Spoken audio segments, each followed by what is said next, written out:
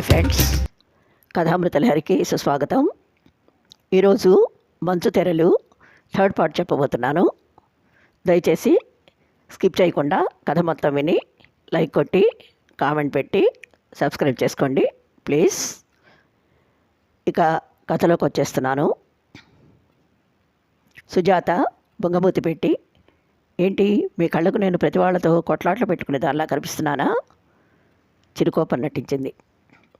అదేం లేదు డార్లింగ్, పగలంతా భూదేవంత ఓర్పుగా అందరికీ అన్నీ అమర్చి పెడతావే తప్ప నీ మొహంలో కోపం అన్నది మచ్చుకైనా కనిపించదు. నాకేమో అప్పుడప్పుడు నిన్ను సత్యభామలా చూడాలని బోల్డంత సరదా. అందుకే నిన్ను కాస్త ఉడికించడానికి జోక్ చేశానంతే.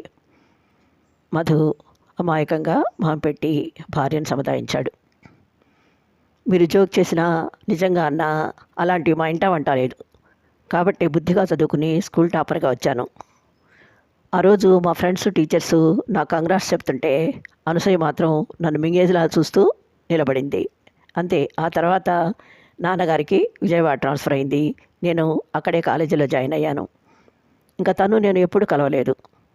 ఇదిగో మళ్ళీ ఇన్నేళ్లకు అనూహ్యంగా ఇలా రైతు బజార్లో తారసపడి తనంతట తనే వచ్చి పలకరించడమే కాక ఇంటికొచ్చి మరి మన ముందు అతిశయం ప్రదర్శించడం వింతగా ఉంది, చిరాగ్గా ఉంది.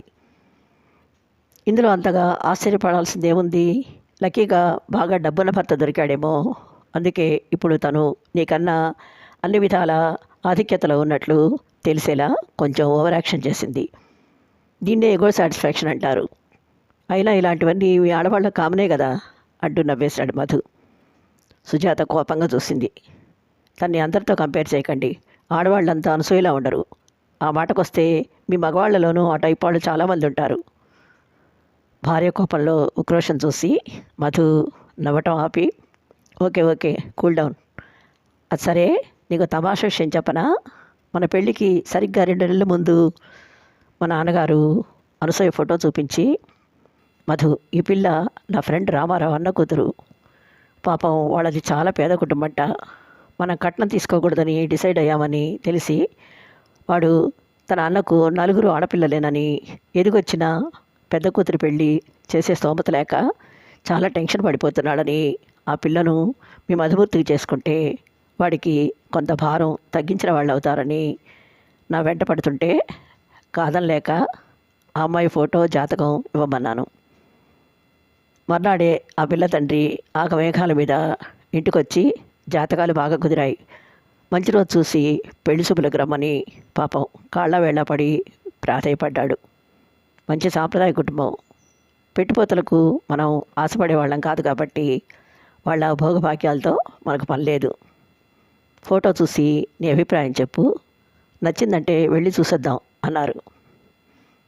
అమ్మ కూడా పిల్ల బాగానే ఉందని ఆసక్తి చూపిస్తుంటే నాకు పర్వాలేదనిపించింది అంటూ భార్య మొహంలో ఉత్కంఠ గమనించి ఒక్క క్షణం ఆగి, ఓయ్ అప్పుడే ఫేస్లో ఎక్స్ప్రెషన్స్ అంతలా మార్చాయిక, చెప్పేది పూర్తిగా విను.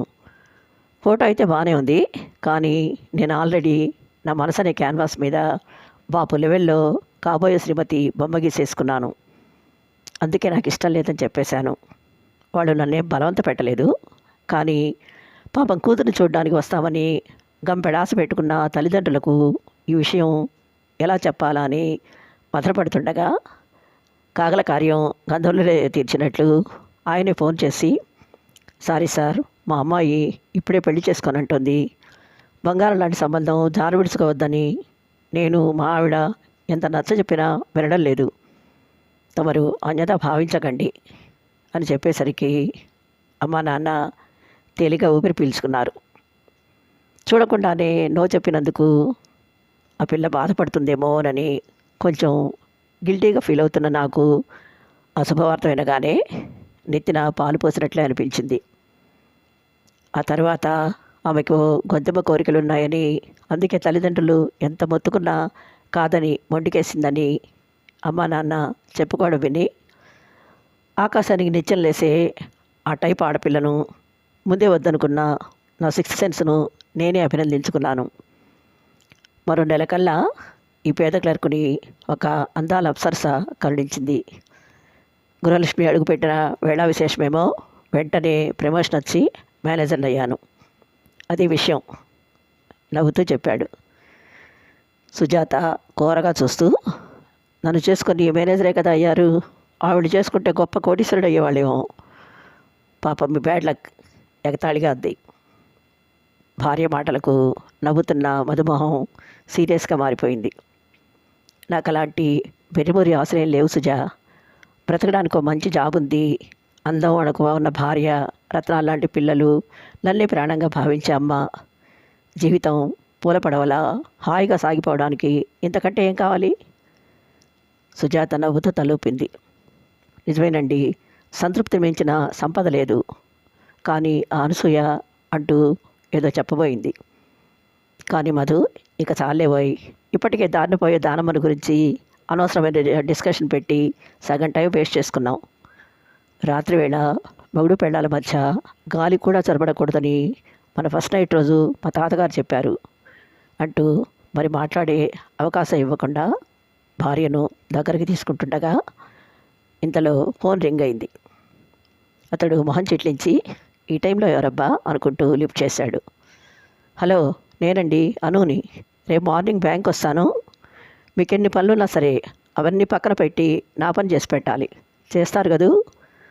అవతల నుంచి అనసూయ గొంతు గోముగా వినిపించడంతో చిరాకు అణుచుకుంటూ, అలాగే, గుడ్ నైట్ క్లుప్తంగా జవాబు చెప్పి వెంటనే ఫోన్ కట్ చేసి సుజాత ప్రశ్నార్థకంగా చూడటం గమనించి, కొత్త బిచ్చగాడు పొద్దెరగనట్లు మీ ఫ్రెండ్కి ఫోన్ చేయడానికి పెడపాడలేనట్లుంది పిసుగ్గా అంటూ లైట్ స్విచ్ ఆఫ్ చేశాడు.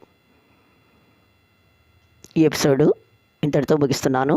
త్వరలో మరో ఎపిసోడ్తో మీ ముందుంటాను. అంతవరకు సెలవు. Thank you.